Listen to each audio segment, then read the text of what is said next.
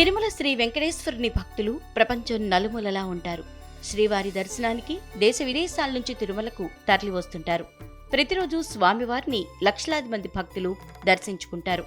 సుదూర ప్రాంతాల నుంచి తమ దర్శనానికి వచ్చిన భక్తులకు కడుపారా భోజనం పెట్టి ఆశీర్వదించి పంపిస్తాడు శ్రీనివాసుడు. ఈ క్రమంలోనే తిరుమలలో నిత్యాన్నదాన కార్యక్రమం నిర్వహిస్తారు.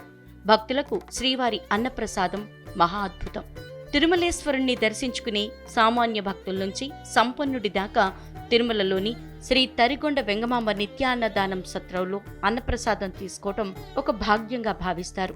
4 దశాబ్దాలుగా రుచిగా శుచిగా అన్నప్రసాదం అందిస్తున్న నిత్యాన్నదాన సత్రం ఈ రోజు నుంచి అదనంగా మరో వంటకాన్ని వడ్డించి భక్తులకు రుచి చూపించబోతోంది.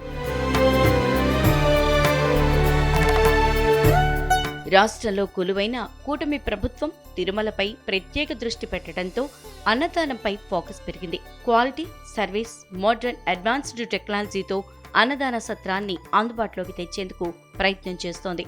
ఇందులో భాగంగానే ఇప్పటికే సౌత్ ఇండియన్ చెఫ్ అసోసియేషన్ సహకారంతో సమూల మార్పులకు శ్రీకారం చుట్టింది.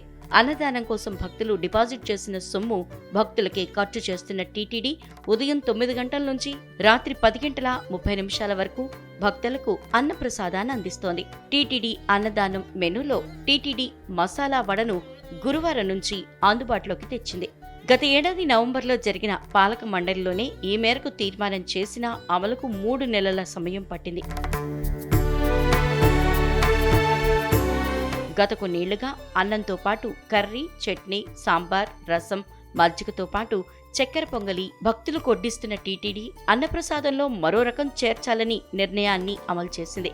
గత జనవరిలో ప్రయోగాత్మకంగా మసాలా వడ ప్రయత్నం చేసిన టీటీడీ ఉల్లి, వెల్లుల్లి లేకుండా అప్పట్లో 5,000 వడల్ని తయారు చేసి భక్తులకు వడ్డించింది.